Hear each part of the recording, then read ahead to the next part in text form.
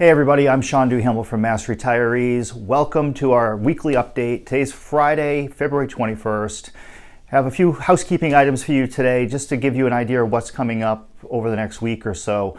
Next Thursday, the State Group Insurance Commission meets. They're going to vote on the upcoming health insurance premium rates for all of the plans under the GIC. Those premiums are going to affect what you're paying on a month-to-month basis. The premiums begin on July 1st. They'll be updated in your June pension check. Now, again, this only applies to those of you who actually receive your health insurance benefits from the State Group Insurance Commission, which includes state retirees, active state employees, and several thousand, actually tens of thousands of municipal retirees and active employees whose cities and towns have chosen to be part of the State Group Insurance Commission. We also have 50 some odd school districts who insure their retired teachers through the GIC. So all told, the GIC insures about 460,000 individuals.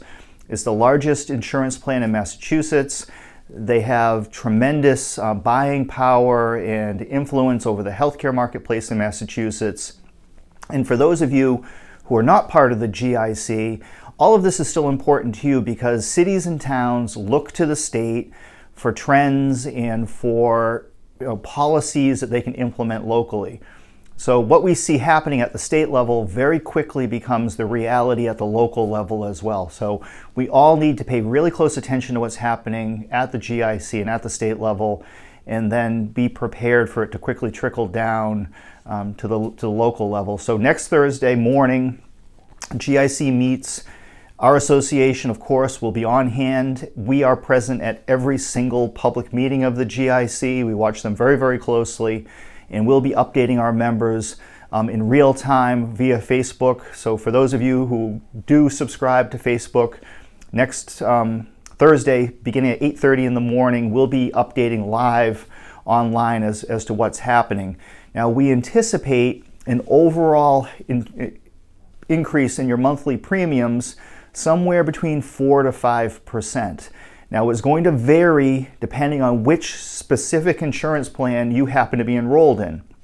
So if you're a Medicare retiree on the Unicare plan, your increase in your premiums are going to be different than what someone who's a non-Medicare retiree insured through Tufts or Harvard Pilgrim or even the non-Medicare Unicare plans. It's going to be very different. Now, as we have previously reported, the good news here is that there will be no increase in the copayments or the deductible for the coming year under the GIC, and that's really, really good news. But that does not mean that premiums aren't going to change, and we have explained in the past the reasons for premium increases. The premiums reflect the price of the overall health care that you're receiving, and unfortunately we continue to see healthcare costs going up here in Massachusetts as well as everywhere else in the country. To some degree it's unavoidable.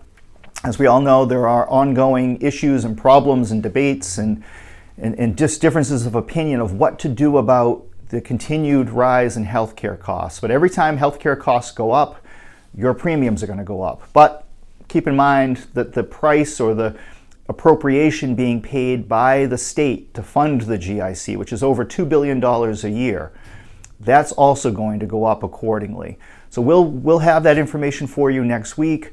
Open enrollment under the GIC starts in April, the second week of April. The health fairs begin. Our association, for the first time, we're going to be at all of the health fairs across Massachusetts. We're going to have a booth where we thank the GIC for allowing us to participate. So if you do attend a health fair, be looking for us to come by and say hello. Some of our staff, including myself, will be present at every single health fair across Massachusetts. So that's what's happening on the insurance front. The other big news that we continue to watch is what's happening in Washington, D.C. with Social Security WEP reform, which of course is Bill H.R. 4540. Congress this week, because it's the President's holiday week, is in recess. There have been no additions to the co-sponsor list, so we remain at 124 co-sponsors of H.R. 4540. And those co-sponsors quickly built up over the last few months as a direct result of the work that our members have put into this effort. So keep it up. We're going to certainly keep it up. We're anticipating that that number of co-sponsors will continue to grow with an eye toward moving this legislation sometime in the spring or very, very early summer. And we will provide more information for all of you once we have that down pat. Now, back here in Massachusetts, over the next few weeks, we're going to be updating you and providing information on our legislative package. As you know, we have several bills that are very much alive and well on Beacon Hill, have been released favorably by the Joint Committee on Public Service. That legislation is making its way through the legislative process. This week, I want to talk about a specific bill, which is House Bill 2213, filed by Representative Mark Cusack. Representative Cusack is the chairman of the House Revenue Committee. He is a state representative from the town of Braintree, just south of Boston, and we work very closely with Representative Cusack on a variety of issues, but the one that's specific to House 2213 increases the number of hours that a retiree is allowed to return to public service on a part-time basis. Now, for those of you who have been following this issue, you know that right now, if you go back to work in the public sector, that's at the state level or municipal level or county or regional level here in Massachusetts. If you're outside of the state, if you work up in New Hampshire or down in Rhode Island or down in Florida or at the federal level, there is no restriction in the amount of hours or the amount of money you can work or make working in another jurisdiction. But if you work for the public sector in Massachusetts, you are restricted. It's 960 hours a year, and you're restricted on the amount of money you can make. The calculation in terms of the monetary impact or restriction is the difference between your pension, what it is today, and what your former job pays today. You subtract your pension from what the former job pays today, and then you add $15,000 to that limit. And it sounds complicated, but if you sit down and do the math, hopefully it quickly makes sense. Now, we can't tell you what your former job pays. You would need to find that out either from the retirement system that you're a member of or by contacting your former employer or maybe the union. But we don't have any of that information here at Mass Retirees, so unfortunately, we can't help you figure out exactly what that number is, but that number is available to you. But our focus through this legislation isn't on the financial side of things. We were just able to increase the amount of money that people can make by an additional $10,000 just a few years ago. So right now the focus is on the hours. 960 hours a year comes out to on average about 18 and a half hours a week. So it's strictly very, very part-time, not even 20 hours a week. Not enough. And we're hearing that from more and more of our members that would like to go back to work part-time.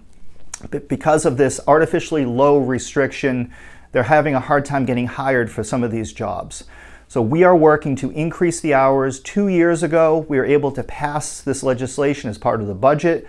We had a difference of opinion at that time with Governor Baker. He vetoed the language in August after the formal session ended and did not provide us with the opportunity to override that veto.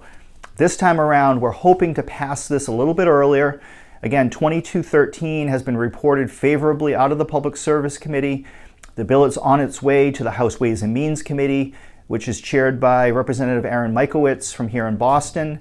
And we are working with the legislative leadership, following the lead of Representative Cusack, to pass this bill sooner rather than later. In the meantime, we're also working with the Baker administration. Just last week, Frank Valeri, Tommy Bonarigo, our legislative chairman, and Nancy McGovern and myself all met with Lieutenant Governor Polito, Karen Polito, and we discussed this legislation with her along with a number of other things, trying to work with the administration that we can get on the same page and be in agreement on increasing these hours so we don't run into the same problem once again down the road. So that's what we're working on. That's just one of several bills that we're working on. We're going to provide updates on other pieces of legislation, whether it be the life insurance or the Option C or veterans bonus or survivor benefits, COLA Enhancement. All of these things are all going on at the same time, and we're going to provide you with additional information on all of those items in future updates of this video. But check back next week, next Friday. We'll have a full report on what happened at the GIC, along with any updates that are available on Social Security WEP reform. But in the meantime, thank you once again for tuning in, and we'll talk again real soon.